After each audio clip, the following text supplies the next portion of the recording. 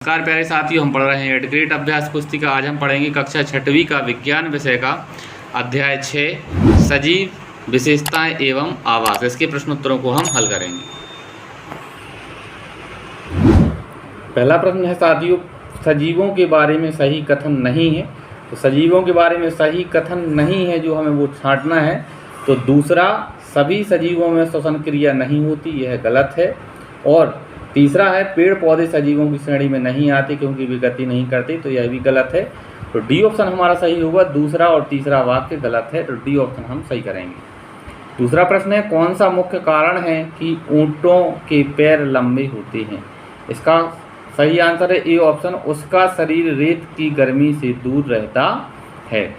आगे है तीसरा प्रश्न, पौधों की कुछ विशेषताएं निम्नलिखित हैं।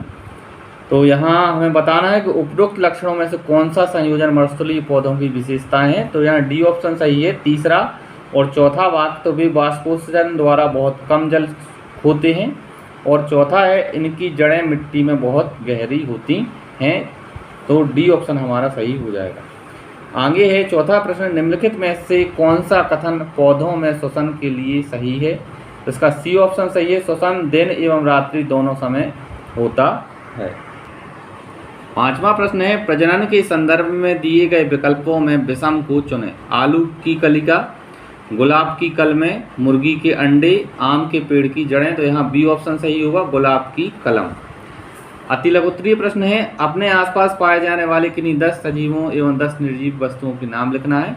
तो निर्जीव वस्तुएं हल, सिलाई मशीन, नाव, छत्रक, रबड़। और सजीव वस्तुएं हैं जलकुंभी, मक्खन, सेब, पौधे, फूलों का खिलना एवं मानव जीव जंतु। दूसरा प्रश्न है, विभिन्न परिवेश में पाए जाने वाले जंतु, पौधे एवं अन्य वस्तुओं की सूचीबद्ध कीजिए। तो यह वनों में सागौन के पेड़ पाए जाते हैं, खरगोश, शेर, शहद इत्यादि वस्तुएं हैं। पर्वतीय क्षेत्र में याक, तेंदुआ, झाड़ी, बर्फ। मरुस्थल में कटीले वृक्ष, झाड़ियाँ, ऊंट, रेत। समुद्र में स्टारफिश, हरी शैवाल, शंख, सीप। और अन्य स्थल में धरातल में जैसे घास, घोड़ा, गाय, फूल पत्ती, मैदान। आगे तीसरा प्रश्न, किन्हीं 5 जंतुओं के नाम लिखो जो अपने समान शिशुओं को जन्म देते हैं। और 5 ऐसे जीवों के नाम लिखो जो अंडे देते हैं। तो अपने समान शिशु को जन्म देने वाले हैं गाय, बिल्ली, बकरी, कंगारू, घोड़ा। और अंडे देने वाले जीव हैं मुर्गी, छिपकली, सांप, चिड़िया, कोयल। चौथा प्रश्न है, अनुकूलन किसे कहते हैं? तो इसका उत्तर है, जिन विशिष्ट संरचनाओं अथवा स्वभाव की उपस्थिति किसी पौधे अथवा जंतु को उसके परिवेश में रहने के योग्य बनाती है, अनुकूलन कहते हैं। पांचवा प्रश्न है, आवास किसे कहते हैं? स्थलीय आवास एवं जलीय आवास के दो उदाहरण द्वारा परिभाषित कीजिए। तो किसी सजीव का वह स्थान जिसमें वह रहता है उसका आवास कहलाता है। स्थलीय आवास में वन, मरुस्थल, घास के मैदान। जलीय आवास में झील, नदियाँ और समुद्र। आगे है, जैव एवं अजैव घटकों के दो उदाहरण देकर स्पष्ट कीजिए। तो उत्तर में हम लिखेंगे, किसी आवास में पाए जाने वाले सभी जीव जैसे कि पौधे एवं जंतु उसके जैव घटक हैं। चट्टान, मिट्टी, वायु एवं जल जैसी अनेक निर्जीव वस्तुएं आवास के अजैव घटक हैं। सूर्य का प्रकाश एवं ऊष्मा की भी परिवेश के अजैव घटक हैं। सातवां प्रश्न है, ऊंट के मरुस्थल में रहने के लिए कौन से अनुकूलन आवश्यक हैं? कोई 4 अनुकूलनों को लिखिए। तो पहला लिखा हमने, मरुस्थल दिन में बहुत गर्म एवं रात में ठंडा होता है। दूसरा है, ऊंट के पैर लंबे होते हैं जो रेत की गर्मी से दूर रह सकता है। ऊंट के शरीर से जल ह्रास बहुत कम होता है। ऊंट की शारीरिक संरचना भी मरुस्थलीय परिस्थितियों में रहने योग्य बनाती है। मरुस्थल में पाए जाने वाले पौधों की पत्तियां कांटों में क्यों रूपांतरित हो जाती हैं? तो इसका उत्तर लिखेंगे हम, मरुस्थलीय पौधे वाष्पोत्सर्जन द्वारा जल की बहुत कम मात्रा निष्कासित करते हैं। मरुस्थलीय पौधों में पत्तियां या तो अनुपस्थित होती हैं अथवा बहुत ही छोटी होती हैं। कुछ पौधों में पत्तियां कांटों का रूप ले लेती हैं। इससे पत्तियों में होने वाले वाष्पोत्सर्जन में होने वाले जल ह्रास में कमी आती है। आठवां प्रश्न है, जल में रहने के लिए मछली में कौन कौन से अनुकूलन पाए जाते हैं? इसका उत्तर है, मछलियों का शरीर धारा रेखीय होता है और चिकने सल्कों से ढका होता है। मछली के पंख एवं पूंछ चपटी होती है जो उन्हें जल के अंदर दिशा परिवर्तन एवं संतुलन बनाए रखने में सहायता करते हैं। मछली के गिल होते हैं जो उसे जल में सांस लेने में सहायता करते हैं। आगे है, ऐसे कौन से जलीय जीव है जो बिना सांस लिए पानी में लंबे समय तक जीवित रह सकते हैं। उन जलीय जीवों के नाम एवं श्वसन अंग लिखना है।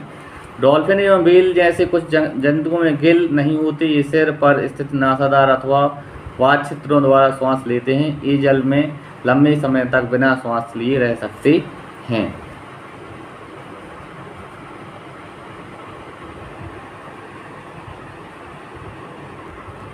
नौवां प्रश्न है, पर्वतीय क्षेत्र में पाए जाने वाले पौधों की कोई 3 विशेषताएं लिखिए। उत्तर है, पर्वतीय क्षेत्र में पाए जाने वाले पौधों की 3 विशेषताएं निम्न है। नंबर 1 है, ये पौधों का आकार शंक्वाकार होता है। कुछ पौधों की पत्तियां सुई के आकार की होती हैं जिससे वर्षा का जल एवं हिम सरलता से नीचे की ओर खिसक जाता है। इनकी शाखाएं तिरछी होती हैं। पर्वतों पर इन वृक्षों से अधिक भिन्न आकृति एवं आकार वाले वृक्ष भी मिल सकते हैं।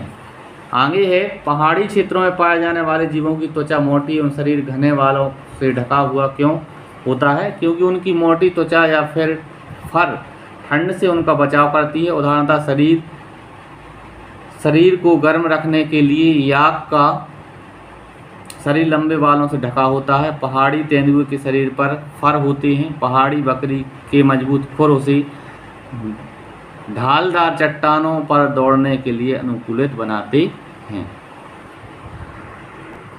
10वां प्रश्न है, सजीवों में पाए जाने वाले विशेष लक्षणों को सूचीबद्ध करके इन 2 लक्षणों का विस्तृत वर्णन करना है। तो यहाँ देखें, सजीवों में वृद्धि होती है, सजीव श्वसन करते हैं, सजीव उद्दीपन के प्रति अनुक्रिया करते हैं, सजीवों में उत्सर्जन होता है और सभी सजीव प्रजनन करते हैं और उनमें गति भी होती है। वृद्धि करना, सभी सजीव पौधे, जंतु और मानव वृद्धि करते हैं। एक पौधे से दूसरा पौधा होना, एक जीव से उसी के समान और दूसरे जीव पैदा होना वृद्धि के अंतर्गत आता है। सभी सजीव श्वसन करते हैं। कोई भी सजीव बिना श्वसन के जीवित नहीं रह सकता। हम श्वास लेते हैं और बाहर छोड़ते हैं। इसी प्रकार गाय, भैंस, कुत्ता, बिल्ली जैसे अन्य जंतुओं में भी श्वसन क्रिया होती है। साथ ही पेड़ पौधों में भी O2 और CO2 के रूप में श्वसन होता है। इस तरह से साथियों हमने इस पार्ट के प्रश्नोत्तरों को पूरा किया। अगर आपको वीडियो अच्छा लगा हो, चैनल को सब्सक्राइब करें, वीडियो को लाइक करें। धन्यवाद साथियों, जय हिंद।